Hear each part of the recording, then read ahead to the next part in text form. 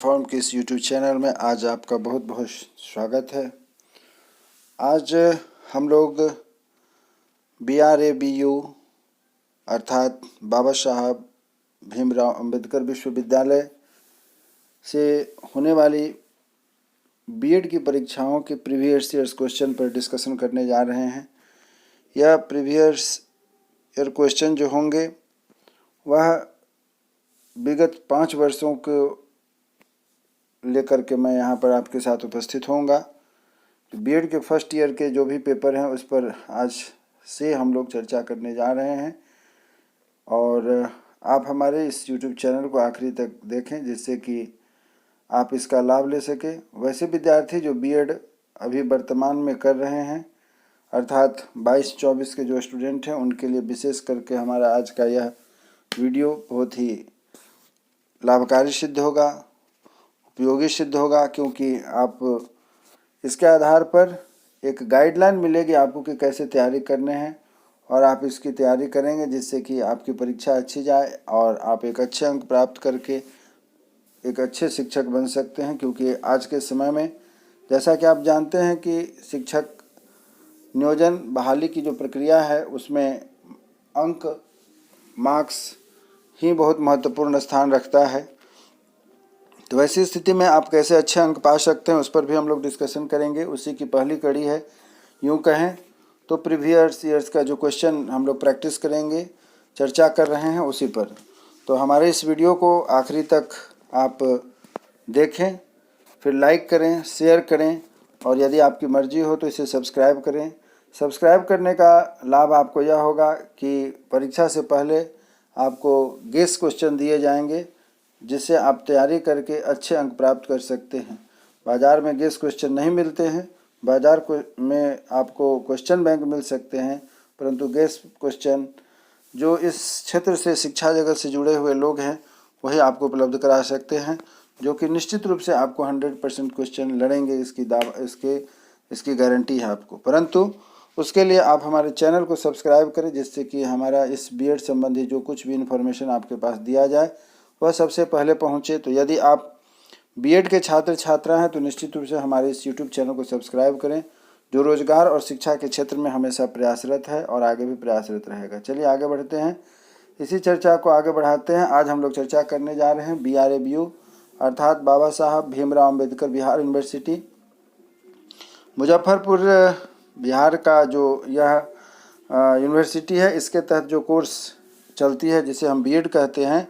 और बीएड के लिए जो प्रीवियस ईयर पिछले साल के क्वेश्चन उस पर आज हम लोग चर्चा करने जा रहे हैं कि कैसे आप इसका उत्तर लिखेंगे। और समझना इसलिए भी आवश्यक है क्योंकि परीक्षा हॉल में आप जब जाते हैं तो वहाँ पर कोई भी टीचर आपको यह नहीं समझा पाते हैं कि कैसे परीक्षा में क्वेश्चन लिखने हैं, क्या करने हैं। ये सभी बातें हम लोग यहाँ आज प्रीवियस ईयर्स के क्वेश्चन के डिस्कशन में चर्चा करेंगे, जो आपके लिए काफ़ी उपयोगी सिद्ध होगा। आपसे अनुरोध है कि वीडियो को आखिरी तक देखें और लाइक, सब्सक्राइब और शेयर ज़रूर करें, जो कि आपके और हमारे दोनों के लिए बहुत अच्छा होगा। चलिए आगे बढ़ते हैं। यह जो आप देख रहे हैं पहला पेपर है आपका कोर्स वन का पहला पेपर है, जिसे चाइल्डहुड एंड ग्रोइंग अप हम जिसे कहते हैं। इसमें आपको यह जो परीक्षा होगी 80 नंबर की होगी, थ्योरी पेपर जिसको हम लोग कहते हैं। 20 मार्क्स जो हैं वो आपको असाइनमेंट से प्राप्त होंगे और कुल मिलाकर के इस प्रकार यह 100 मार्क्स का आपका यह पेपर होता है। और इसके लिए समय निर्धारित किए गए हैं 3 घंटे और 3 घंटे में आप अपने प्रश्नों के उत्तर देंगे। उत्तर किस प्रकार से देने हैं यह भी आप देखिए। आंसर एनी 5 क्वेश्चंस, 5 प्रश्नों के उत्तर देने हैं। Selecting one from each unit, और प्रत्येक यूनिट से अभिप्राय यहाँ यह है, इस क्वेश्चन बैंक में यह बात को यूनिट में नहीं बताया गया है, मैं आपको बताना चाहता हूँ।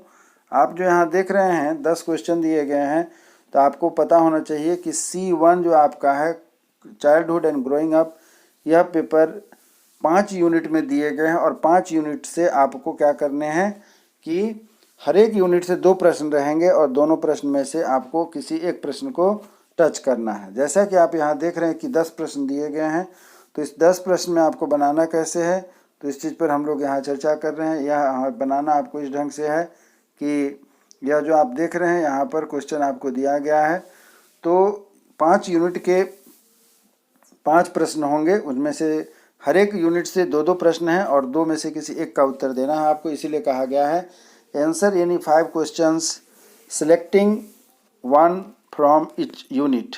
तो आपको जैसा कि मैंने बताया कि आपका यह जो 80 नंबर का पेपर है यह 5 यूनिट में है, अर्थात एक यूनिट में क्या है कि 16 नंबर के प्रश्न पूछे जाएंगे, तो 16 पंचे 80, अर्थात एक प्रश्न का उत्तर जो होगा आपका वह 16 नंबर का होगा। 5 प्रश्न में आपको उत्तर देने हैं, तो एक प्रश्न का उत्तर अर्थात एक प्रश्न जो है कि 16 नंबर का कैरी करता है।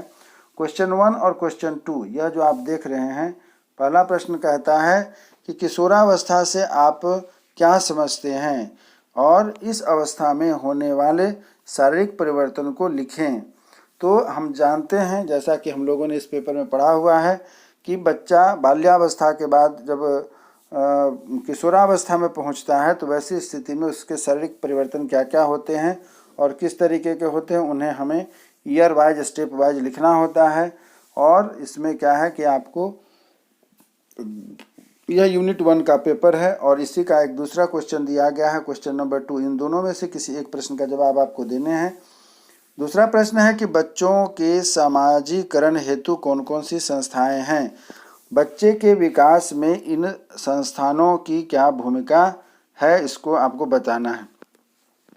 तो जैसा कि यहाँ पर निर्देश में दिया गया है कि आपको 5 प्रश्न के उत्तर देने हैं, अर्थात 5 यूनिट हैं और वही 5 यूनिट से आपको 2 क्वेश्चन है, इसलिए 5 दूनी 10 क्वेश्चन हो गया। तो पहला यूनिट आपका यह इस तरीके से क्वेश्चन 1 और क्वेश्चन 2 यूनिट 1 हो गया, जिसे कि आप यहाँ पर देख रहे हैं कि यहाँ पर क्या है, यूनिट 1 आपको दिया गया है, वह है क्वेश्चन 1 और क्वेश्चन 2, ये हो गए आपके यूनिट 1 में है। ठीक है, इसको हम कहते हैं यूनिट 1, आप इसको ध्यान से रख लिएगा ताकि आपको असुविधा न हो।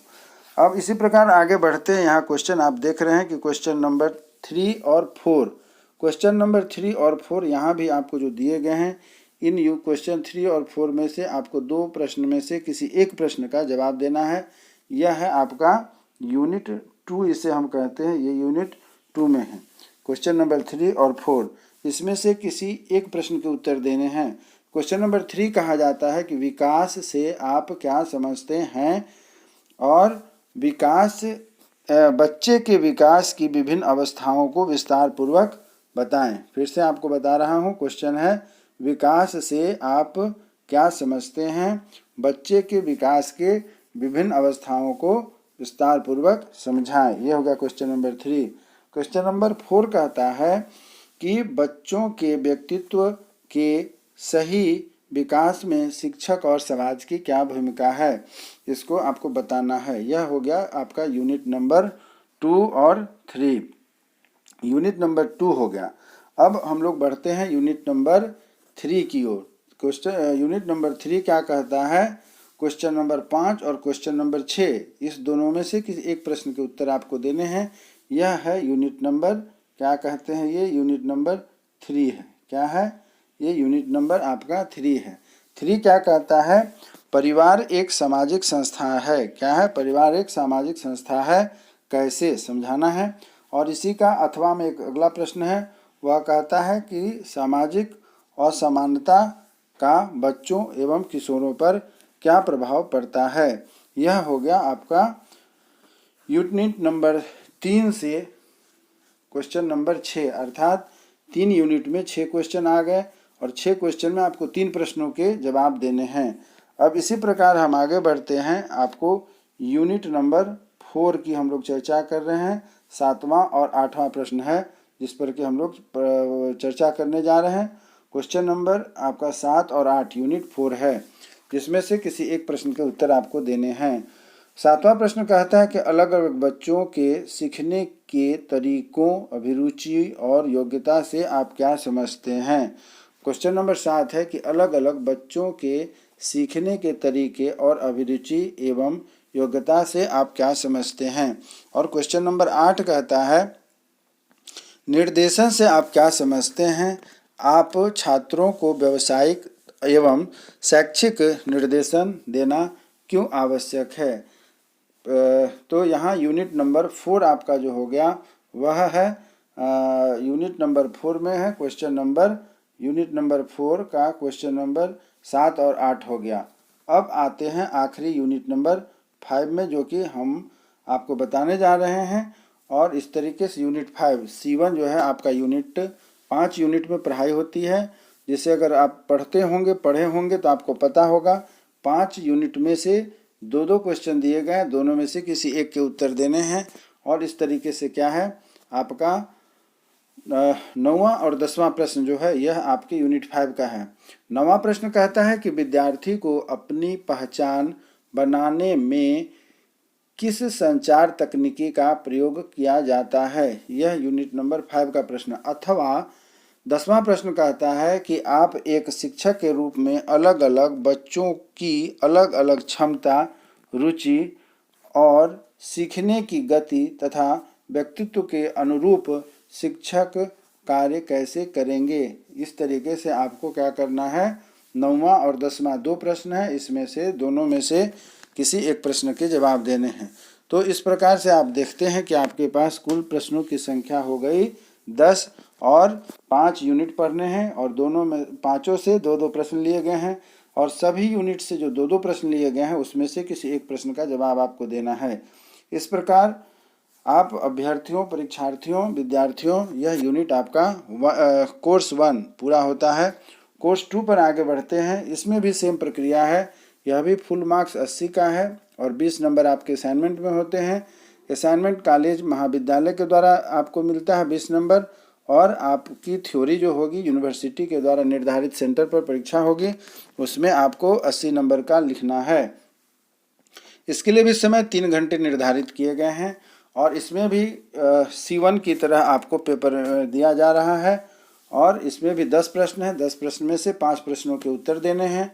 तो आगे बढ़ते हैं। हमारा कोर्स 2 कहता है contemporary India and education, contemporary India and education.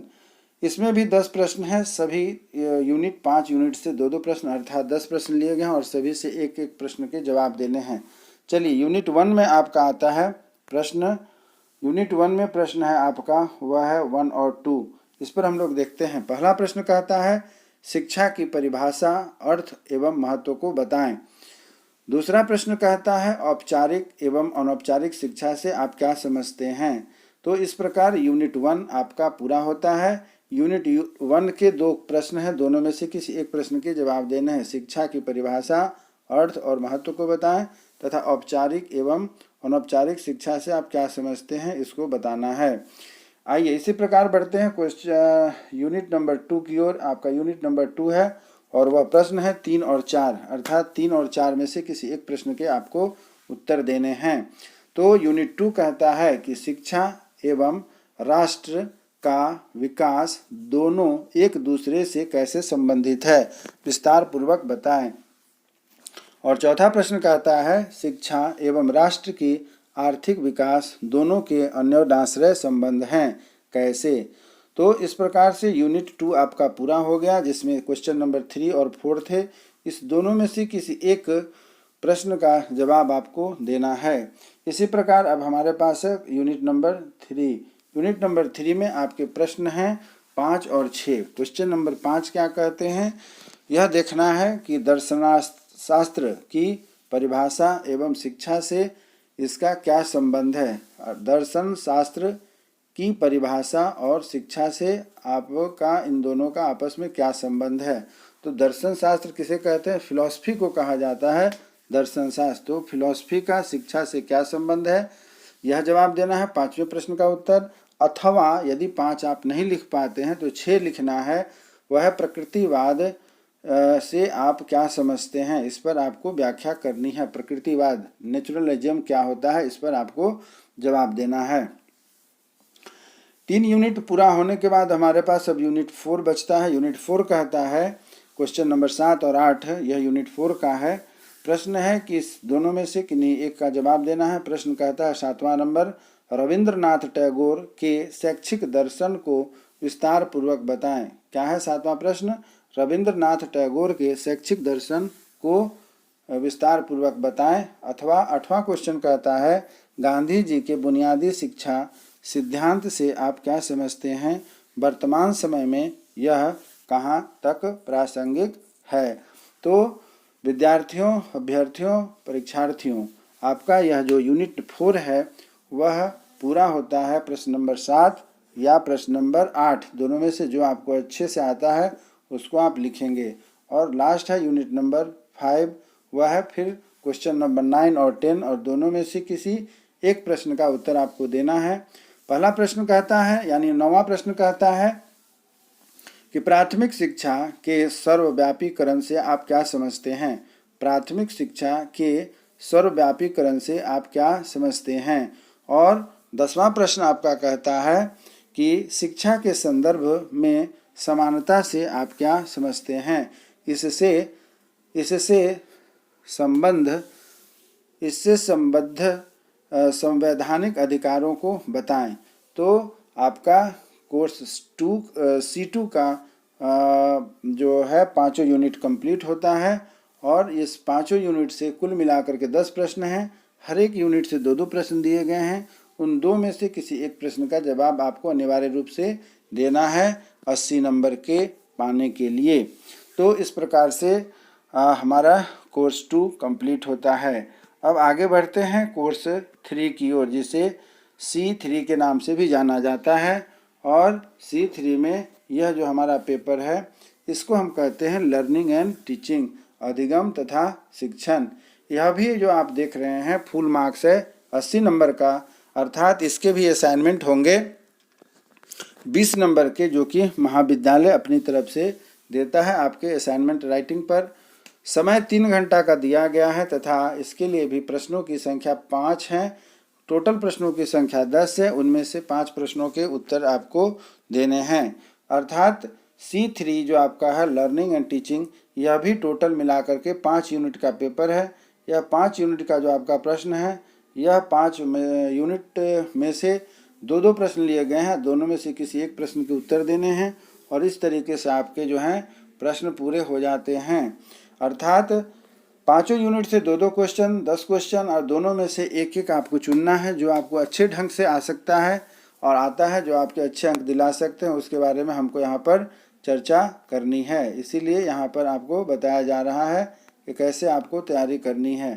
तो यहाँ आप देखेंगे कि आपको बताया जा रहा है कि कैसे इसको तैयारी करना है, इस पर चर्चा हो रही है। तो आइए आप देखते हैं। कहता है कि पहला प्रश्न है इसमें यूनिट 1 जिसको कहते हैं, उसका क्वेश्चन नंबर 1 और क्वेश्चन नंबर 2 बिलोंग करता है। तो सीखने की परिभाषा दें तथा इसके प्रकारों का वर्णन करें। अर्थात लर्निंग की डिफिनीशन देनी है, और लर्निंग का टाइप क्या है, कितने प्रकार के होते हैं, इसके बारे में आपको एक्सप्लेन करना है। ये प्रश्न यदि आपको नहीं आता है तो अथवा में इसके नीचे दूसरा प्रश्न दिया है, उसको आपको देने हैं। सीखने के सिद्धांतों के शैक्षिक उपयोग को स्पष्ट रूप से व्याख्या करें। क्या है? सीखने के मुख्य सिद्धांतों के शैक्षिक उपयोग को स्पष्ट रूप से व्याख्या करें। यह आपका यूनिट 1 का क्वेश्चन 1 और क्वेश्चन 2 पूरा हुआ। इसी प्रकार क्वेश्चन नंबर 3 और 4 हमारे यूनिट 2 से बिलोंग करता है। प्रश्न 3 कहता है कि प्रेरणा से आप क्या समझते हैं। शिक्षा में प्रेरणा के महत्व को समझावें। प्रेरणा से अभिप्राय है मोटिवेशन। मोटिवेशन से आप क्या समझते हैं, और शिक्षा में प्रेरणा के महत्व को समझाना है। अर्थात मोटिवेशन हमारे एजुकेशन को, शिक्षा के लिए कैसे उपयोगी है, इसको बताना है। यह हो गया आपका प्रश्न नंबर 3। प्रश्न नंबर 4 कहता है कि सीखने की कौन कौन सी विधियां हैं, उनमें से किन्हीं 2 का उत्तर आपको देना है। सीखने की अर्थात लर्निंग की कौन कौन सी मेथड्स हैं, आपको हमारे अन्य शुरू के जो वीडियो देखेंगे उसमें आपको हमने बताया हुआ है कि मेथड कौन कौन से हैं। हमारे वीडियो पहले आप देख सकते हैं जिसमें कि बताया गया है कि मेथड कौन कौन से हैं बीएड में पढ़ाने के लिए शिक्षकों के द्वारा, वो बताया गया है। अर्थात सीखने की कौन कौन सी विधियां हैं, उनमें से किन्हीं 2 के बारे में आपको बताना है। सभी विधियों के मैंने बारे में बताया हुआ है, वीडियो आप देखेंगे आपको समझ में आ जाएगा। तो इस प्रकार से आपका यूनिट 2 पूरा हो गया। अब यूनिट 3 में चलते हैं जिसमें 5 और 6 क्वेश्चन आते हैं। इनमें से किन्हीं एक प्रश्न का जवाब आपको देना है। शिक्षण से आप क्या समझते हैं।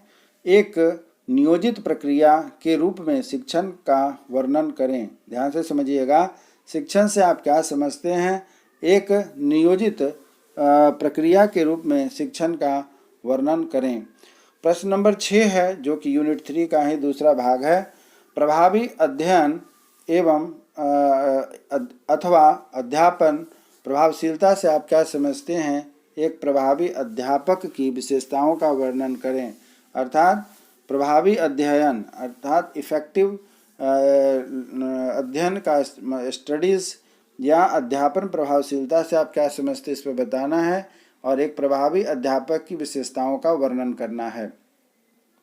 इसी तरीके से आपका यूनिट 3 पूरा हुआ। अब यूनिट 4 है, क्वेश्चन नंबर 7 और 8 के लिए। इसमें प्रश्न यह कहता है कि पाठ योजना से आप क्या समझते हैं? पाठ योजना से अभिप्राय होता है लेसन प्लान। लेसन प्लान से आप क्या समझते हैं? आप अपने मेथड विषय से संबंधित एक पाठ्य योजना को तैयार करें। तो जो आप सेकेंड ईयर में किसी स्कूल में इंटर्नशिप के दौरान जो लेसन प्लान आपको बनाने के लिए बताया गया है, उसके आधार पर प्रश्न संख्या 7 का आपको लेसन बनाना, जिस विषय की पेडागोजी आपकी है उसका आपको बनाना है। अपने विषय का मेथड पेपर का जो कि 7th पेपर है, उसके आधार पर आपको लेसन प्लान तैयार करना है। 8वां जो प्रश्न कहता है, किसी एक शिक्षण रणनीति का वर्णन करें। एक शिक्षण रणनीति का वर्णन करें जो वर्ग व्यवस्था में मददगार होता है। तो ऐसे एक शिक्षण रणनीति किसके द्वारा कैसे पढ़ाएं जो आपको क्लास में कक्षा में पढ़ाने से मददगार साबित होगा, इस पर आपको बताना है। इस प्रकार से यूनिट 4 आपका पूरा होता है। यूनिट 5 है, 2 प्रश्न, 9वां और 10वां। 9वां और 10वां में से किसी एक प्रश्न के जवाब आपको लिखने हैं। आपको 9वां प्रश्न कहता है कि कक्ष में प्रश्न कौशल पर प्रकाश डालें। अर्थात क्वेश्चन प्रोवर्बिंग अर्थात क्वेश्चन एराइजिंग का जो हमारा कौशल है उसके बारे में आपको बताना है। कक्ष में क्लासरूम में कैसे इसका प्रयोग होगा। और 10वां है, अभिक्रमित अनुदेशन की अवधारणा को वर्णन करें। इस प्रकार आपका यूनिट 5 पूरा होता है कोर्स सी के द्वारा और आप 10 में से 5 प्रश्न का जवाब देंगे और यह पूरा होता है। चलिए आगे बढ़ते हैं। सेम प्रक्रिया यहाँ पर है, परंतु थोड़ा चेंज हो गया है। C3 तक आपके लिए फुल मार्क्स जो था 80 था और यहाँ पर फुल मार्क्स अब 40 का हो गया है। अर्थात यह पेपर 50 मार्क्स का है। 10 नंबर आपके असाइनमेंट में होंगे, 40 नंबर को आपको थ्योरी लिखनी है। और यहाँ फिर वही कहानी है कि 3 यूनिट अर्थात 6 क्वेश्चन हैं और एक ऑप्शनल होगा। 2 क्वेश्चन में से एक प्रश्न का जवाब देना है। अर्थात 3 यूनिट आपको पढ़ने हैं और 2-2 क्वेश्चन अर्थात 6 क्वेश्चन हैं, जिसमें से एक एक प्रश्न के उत्तर आपको देने हैं। तो बिना देर किए हम लोग आगे बढ़ते हैं कि कोर्स 4 आपका कहता है उसको है learning across the curriculum. Learning across the curriculum और प्रश्नों के लिए आपको तैयार होने हैं। इसके लिए 3 घंटे समय दिए जाएंगे और 6 प्रश्न में से 3 प्रश्न के उत्तर आपको देने हैं। चलिए आगे बढ़ते हैं। यूनिट 1 के फर्स्ट और सेकंड क्वेश्चन है, पहला और दूसरा। पहला प्रश्न कहता है कि भाषा को परिभाषित करें। अर्जित भाषा एवं सीखी हुई भाषा में अंतर स्पष्ट करें। क्या कहा जा रहा है, फिर से सुनिएगा। क्वेश्चन नंबर 1, भाषा को परिभाषित करें। अर्जित भाषा एवं सीखी हुई भाषा में अंतर स्पष्ट करें। क्वेश्चन नंबर 2 कहता है कि B.F. स्किनर के अनुसार बच्चों द्वारा सीखने की प्रक्रिया को समझाएं। बच्चों के द्वारा सीखने की प्रक्रिया को समझाएं। तो यह हो गया आपका यूनिट 1 का क्वेश्चन नंबर 1 और 2। अब यूनिट नंबर 2 में चलते हैं। यूनिट 2 में है 3 और 4 क्वेश्चन। इसमें से किसी एक प्रश्न के जवाब देने हैं। बहुभाषिता से आप क्या समझते हैं? बहुभाषिता वर्ग कक्ष से आप क्या समझते हैं? यहाँ देखिएगा, प्रश्न कहता है बहुभाषिता बाय मल्टी लैंग्वेजिस्टिक क्या होती है और इसके कक्षा में आपके क्या प्रभाव होते हैं, इसको आपको समझाना है। और चौथा प्रश्न है पाठ्यचर्या से आप क्या समझते हैं? पाठ्यचर्या अर्थात करिकुलम से आप क्या समझते हैं और करिकुलम में भाषा के महत्व तथा भूमिका पर प्रकाश डालने हैं। इस प्रकार यूनिट 2 का तीसरा और चौथा प्रश्न पूरा हुआ। 2 में से किसी एक प्रश्न के जवाब देने हैं। और आखिरी यूनिट तीसरी यूनिट है, उसमें से भी आपके 2 में से एक प्रश्न के उत्तर देने हैं। भाषा के संबंध में 5वां प्रश्न कहता है भाषा के संबंध में कोठारी कमीशन 1964 से 66 के मुख्य अनुशंसा को लिखें। क्या है? भाषा के संबंध में कोठारी कमीशन 1964 से 66 के मुख्य अनुशंसा को लिखें। और छठा प्रश्न कहता है कि नई शिक्षा नीति 1986 पर प्रकाश डालें। जिस समय का यह क्वेश्चन है उस समय के अनुसार 1986 की नई शिक्षा नीति बहुत महत्वपूर्ण थी, इसीलिए उस समय के बारे में यहाँ पर चर्चा हो रही है जो हम लोग अभी प्रश्न में देख रहे हैं। इसीलिए कहा गया है कि उस समय के अनुसार नई शिक्षा नीति 1986 पर प्रकाश डालें। तो विद्यार्थियों, आपके यह जो C4 है वह पूरा हो गया, जिसमें से 3 यूनिट में आपके प्रश्न थे। 3 यूनिट से 6 प्रश्न, उसमें से एक ऑप्शनल थे और 6 में से किन्हीं 3 प्रश्नों के उत्तर आपको देने थे। अब इसी प्रकार हमारा यूनिट नंबर 4 कंप्लीट हुआ। अब हम आगे यूनिट 5 की ओर बढ़ते हैं। यूनिट 5 क्या कहता है उस चीज़ पर हमें ध्यान देना है। अंडरस्टैंडिंग डिसिप्लिन एंड सब्जेक्ट क्या है? फिर से रिपीट करता हूँ। कोर्स 5 C5 जिसे हम कहते हैं वह है अंडरस्टैंडिंग डिसिप्लिन एंड सब्जेक्ट। तो आपका 5वां पेपर है अंडरस्टैंडिंग डिसिप्लिन एंड सब्जेक्ट का फुल मार्क्स है 40 नंबर, अर्थात यह जो पेपर है 50 नंबर का है। 40 नंबर की थ्योरी होगी, 10 नंबर आपको असाइनमेंट में मिलेंगे। समय निर्धारित किए गए हैं 3 घंटे। चलिए आगे बढ़ते हैं प्रश्न संख्या 1 की ओर। और यूनिट 1 है जिसका पहला और दूसरा प्रश्न यहाँ पर आपके सामने है। इसमें से किसी एक प्रश्न के जवाब देने हैं। प्रश्न कहता है कि शैक्षणिक अनुशासन क्या है? इस अवधारणा के इतिहास की परीक्षण करें। यह है क्वेश्चन नंबर 1। क्वेश्चन नंबर 2 कहता है ज्ञान अनुशासन एवं विषय के बीच में अंतर बताएं तथा ज्ञान अनुशासन की प्रकृति, क्षेत्र और मजबूत पक्ष को स्पष्ट करें। तो ये 2 प्रश्न थे आपके, वह हो गए यूनिट 1 से। इसी प्रकार यूनिट 2 है, उससे आपके प्रश्न हैं कि आपको जवाब देने हैं कि वह कौन सा प्रश्न है। इसमें आप देख रहे हैं वह प्रश्न है कि नंबर 3 अपने माध्यमिक स्तर में जिस विषय का चयन किया है, माध्यमिक स्तर में जिस विषय का चयन किया है उसके विषय वस्तु को सीखने की क्या प्रकृति होनी चाहिए और कुछ उदाहरणों के माध्यम से बताएं। माध्यमिक से हो गया, आप जो हाई स्कूल के ऊपर की पढ़ाई होती है उसको कह रहे हैं। तो उसमें आपने जो विषय लिया है उसके विषय वस्तु को समझाएं और सीखने सिखाने की क्या प्रकृति होती है इसको भी आपको स्पष्ट करना है। तथा क्वेश्चन नंबर 4 कहता है कि सम्यक संग्रह की विभिन्न विधियां कौन कौन सी हैं, किसी एक का वर्णन करना है। तो इस प्रकार से आपके 3 और 4 जो प्रश्न है वह यूनिट 2 में से आते हैं। और यूनिट 3 जो आपको यहाँ पर देख रहे हैं उसमें से अब हम लोग चर्चा कर रहे हैं। यूनिट 3 अर्थात क्वेश्चन नंबर 5 और 6 इसमें से किसी एक प्रश्न के जवाब देने हैं। 5वां यूनिट कहता है अंतर विषयक अध्ययन का उद्देश्य क्या है? अंतर विषयक अध्ययन का उद्देश्य क्या है? क्या अंतर विषयक अध्ययन के लिए विषय की गहरा अध्ययन आवश्यक है? फिर से एक बार रिपीट करता हूँ। अंतर विषयक क्या है, इसके अध्ययन से क्या उद्देश्य हैं एवं अंतर विषयक अध्ययन के लिए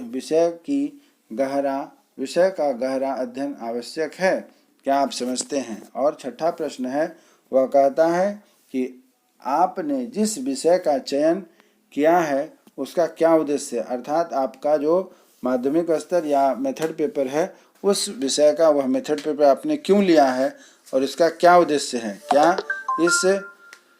क्या इस विषय का संबंध अन्य विषयों से है, यदि हाँ तो इसको स्पष्ट करना है। इस प्रकार प्रश्न 5 और 6 इन दोनों में से किसी एक प्रश्न का जवाब आपको देना है और कुल मिलाकर के 3 प्रश्न हो जाते हैं जो 40 नंबर के लिए पर्याप्त होते हैं। तो आपका यह क्वेश्चन यूनिट 3 का 5 और 6 क्वेश्चन कंप्लीट हुआ और इसी प्रकार हमारा पेपर 5 भी पूरा होता है। अब पेपर 6 अर्थात C6 जिसे हम कहते हैं gender, school and society. Gender, school and society, किस प्रकार से लिंग, विद्यालय और समाज का आपस में संबंध है, इस पर हम चर्चा करेंगे। यह भी पेपर 50 नंबर का है जिसमें फुल मार्क्स 40 हैं और 10 नंबर आपके असाइनमेंट के होते हैं। कुल मिलाकर के 50 नंबर का यह पेपर है और समय 3 घंटा निर्धारित किया गया है। 3 घंटा में क्या क्या हम लोगों को उत्तर देने हैं, तो 6 उत्तर देने हैं, 3 प्रश्न अटेम्प्ट करने हैं, अर्थात तीनों यूनिट से 2-2 प्रश्न। एवं कहने का तात्पर्य हो गया कि 6 प्रश्नों में से 3 प्रश्नों के यूनिट के अनुसार हमें जवाब देने हैं। अब पहला और दूसरा प्रश्न हो गया यूनिट 1 से, तीसरा और चौथा प्रश्न हो जाएगा यूनिट 2 से, तथा पांचवा और छठा हो जाएगा यूनिट 3 से। तो यूनिट 1 के पहले और दूसरे प्रश्न को हम लोग देखते हैं। क्या कहता है? कहता है कि लिंग का अर्थ एवं लिंगीय विभेद के कारणों की विवेचना करें, 1। और 2 प्रश्न कहता है कि लैंगिक समानता के सबलीकरण में परिवार एवं समाज की क्या भूमिका है, इसकी विश्लेषण करें।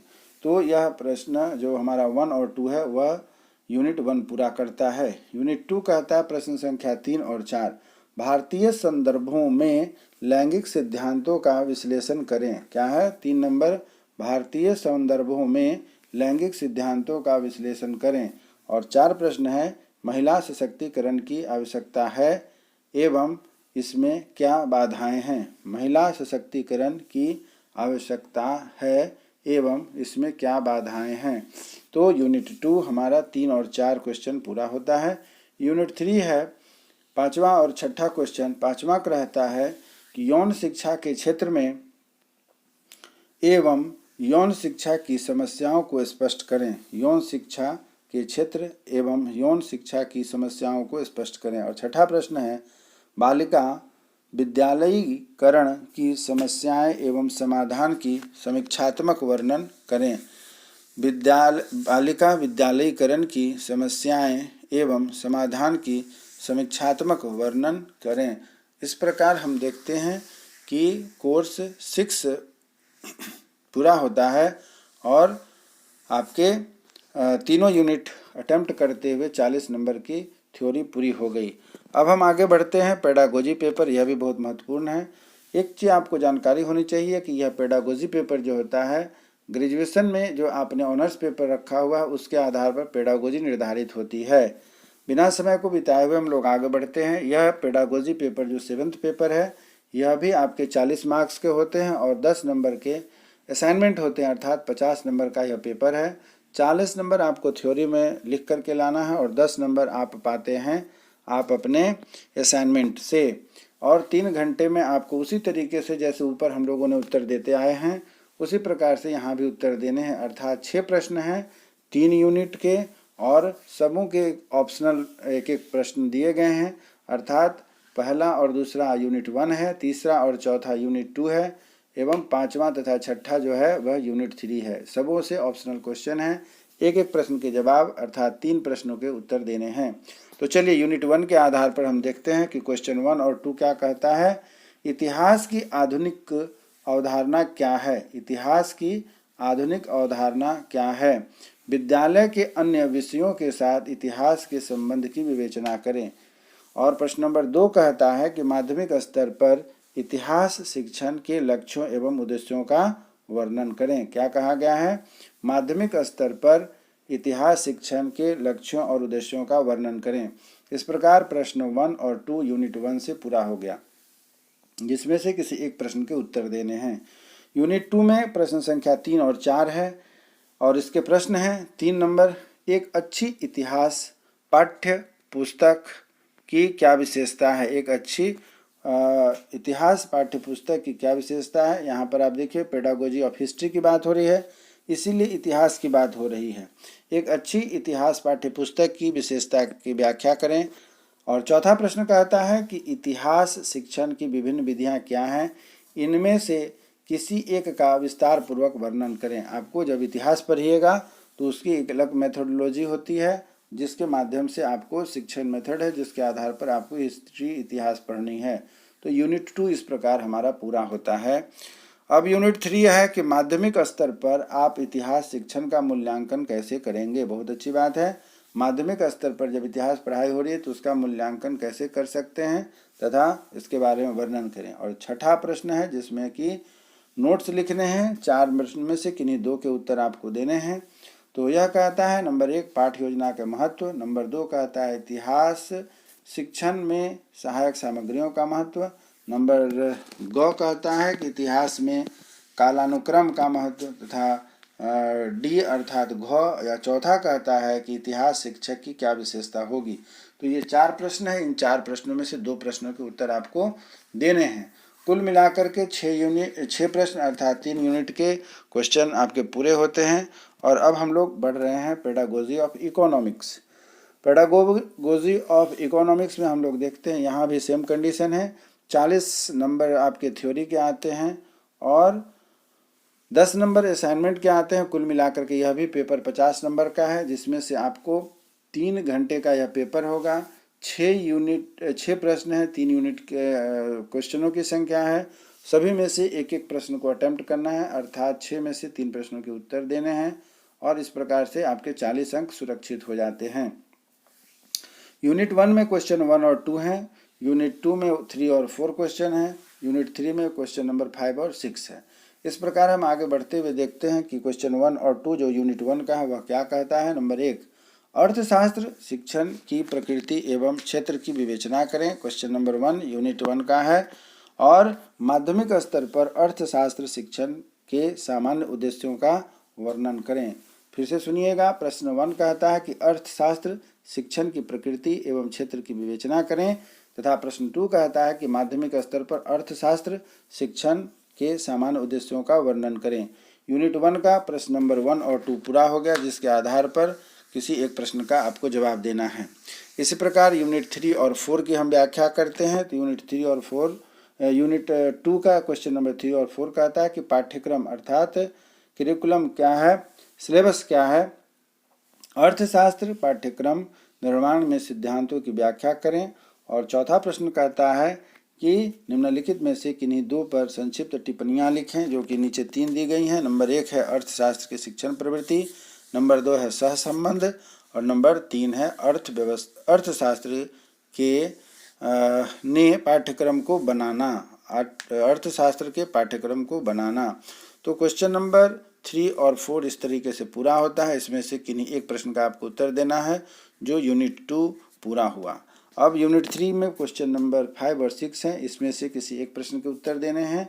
वह कहता है कि अर्थशास्त्र शिक्षण की विचार विमर्श विधि एवं स्रोत विधि का वर्णन करें, इनके गुण और दोषों की व्याख्या करें। फिर से बोलता हूँ, 5वां नंबर क्वेश्चन, अर्थशास्त्र शिक्षा की विचार विमर्श विधि एवं स्रोत विधि का वर्णन करें तथा इनके गुण और दोषों की व्याख्या करें। और 6ठा प्रश्न कहता है कंप्यूटर सहायता अनुदेशन की व्याख्या करें। 6ठा प्रश्न है कंप्यूटर सहायता अनुदेशन की व्याख्या करें, अर्थात यूनिट 3 आपका पूरा होता है। कुल मिलाकर के 6 प्रश्न में से 3 प्रश्न के उत्तर देने हैं और आपके तीनों यूनिट पूरे हो गए। तो मित्रों, अभ्यर्थियों, विद्यार्थियों, शिक्षार्थियों, आप यदि बीएड की पढ़ाई कर रहे हैं तो आपके लिए यह आज का जो हमारा वीडियो है बहुत ही उपयोगी है। आपको हमारा यह प्रयास यदि अच्छा लगा हो तो कृपया हमारे इस प्रयास को मनोबल को बढ़ाएं, जिससे कि आपके लिए और भी हम कुछ नई चीज़ें लेकर के आ सकें और आपके तैयारी को हम आगे बढ़ा सकें। तो यदि हमारा यह वीडियो अच्छा लगा तो इसे लाइक, शेयर तथा सब्सक्राइब करें। एक चीज़ और मैं बताना चाहता हूं कि परीक्षा से पहले आपको जो गेस्ट क्वेश्चन दिए जाएंगे वह उन्हीं विद्यार्थियों को मिलेगा जो हमारे इस यूट्यूब चैनल को सब्सक्राइब किए रहेंगे, क्योंकि वह परीक्षा से 1 या 2 दिन पहले आपको मिलते हैं और वह 100% आपकी सफलता को आगे बढ़ाने में मदद करेंगे। तो इसी उम्मीद के साथ कि आप हमारे इस यूट्यूब चैनल को सब्सक्राइब करेंगे तथा एक नए वीडियो के साथ नए क्वेश्चन बैंक की प्रीवियस क्वेश्चंस की प्रैक्टिस सेट के साथ हम लोग यहाँ उपस्थित होंगे। तब तक के लिए जय हिंद, जय भारत।